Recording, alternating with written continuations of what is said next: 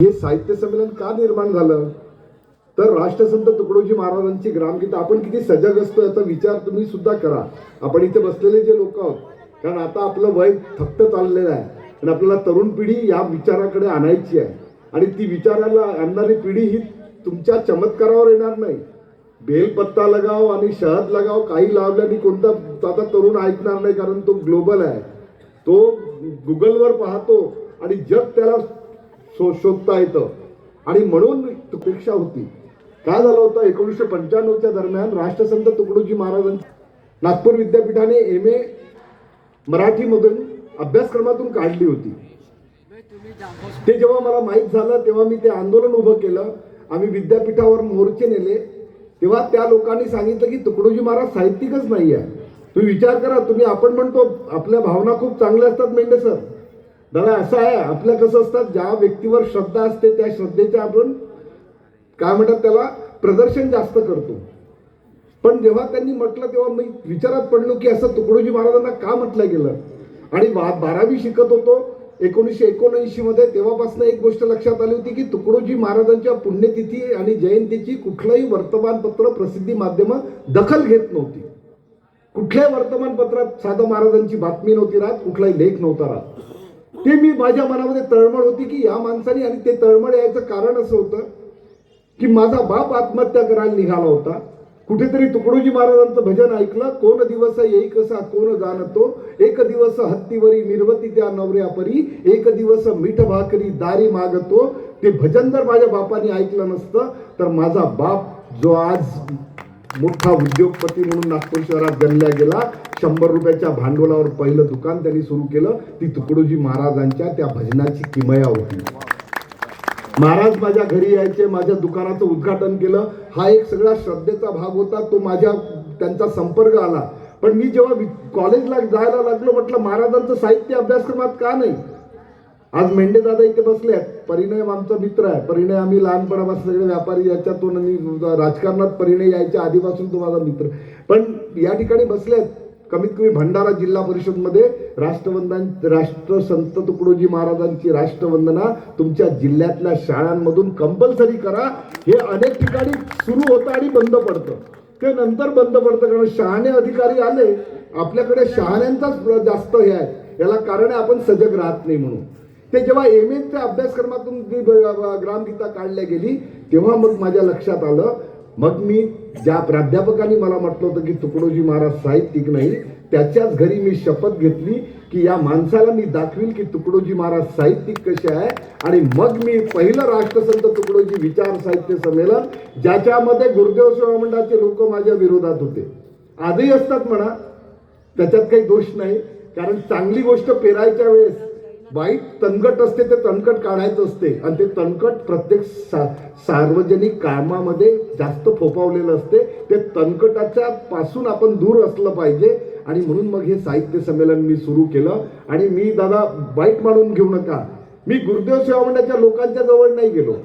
मी कुठल्याही पदाधिकाऱ्यांना कधीच माझ्या साहित्य संमेलनात बोलावलं नाही. मग मी कोणाला जमा केलं की जे साहित्यिक आहेत, जे विचारवंत आहे, अभ्यासक आहे, त्यांना सांगितलं की तुम्ही तुकडोजी महाराजांवर बोला.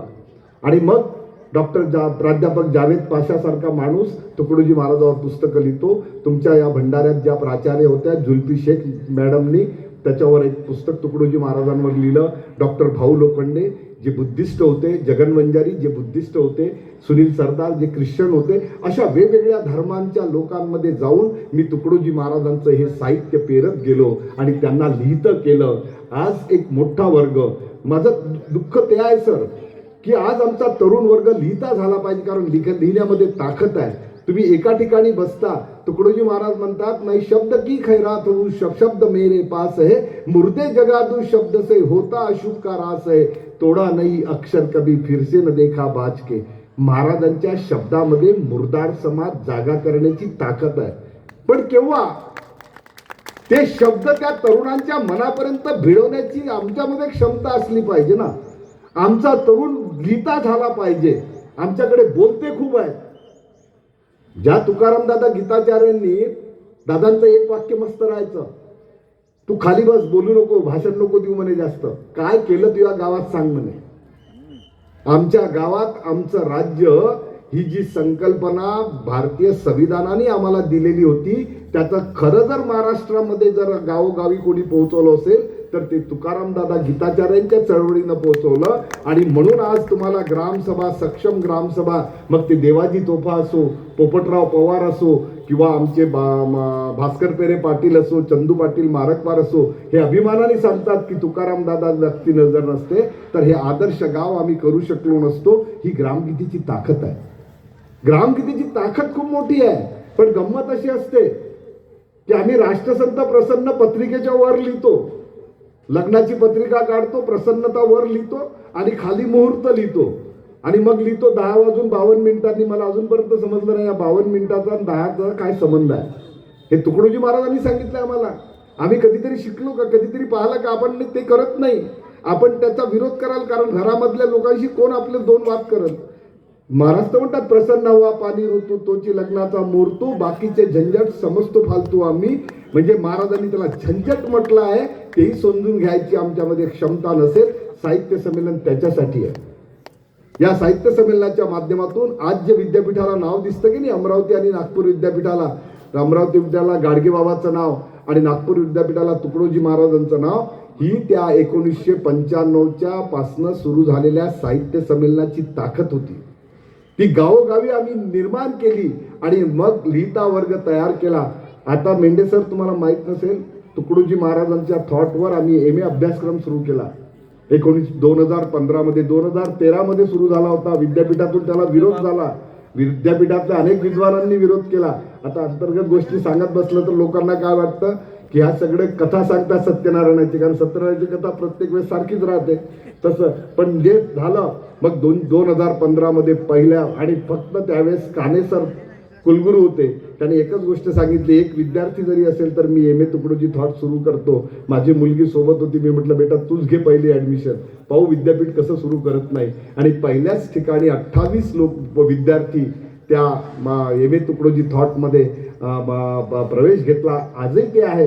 पण आमची विद्यार्थी किंवा आमची मुलं आणि आम्ही सुद्धा प्रचार करण्यास कमी पडतो. त्या लोकांपर्यंत सांगण्यामध्ये असा पुष्कळसा हा प्रवास आहे.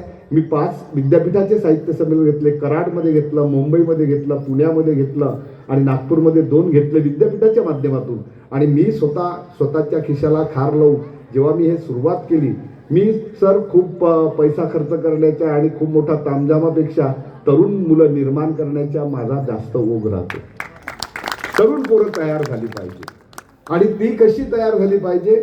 त्यांनी कधीही आपल्या घरामध्ये गुरुदेव प्रसन्न नाही लिहिलं तरी चालेल, तुकडोजी महाराज प्रसन्न नाही लिहिलं तरी चालेल, त्यांच्या हृदयात तुकडोजी महाराज घुसला पाहिजे, तुकडोजी महाराजांचा विचार घुसला पाहिजे. ही माझी सगळी तळमळ होती. मला आनंद वाटतो की भंडारा जिल्ह्याने, कारण भंडारा जिल्हा हा प्रयोगशाळा आहे दादा. हो, तुम्हाला माहीत नसेल, म्हणजे बेलपांडे सर, तुम्ही नावही थोडंसं बदलवून टाका, एवढं कठीण आहे का? घेता घेता माहीत तकलीफ होऊन झाली. आता साहित्यामध्ये हे शब्द आपण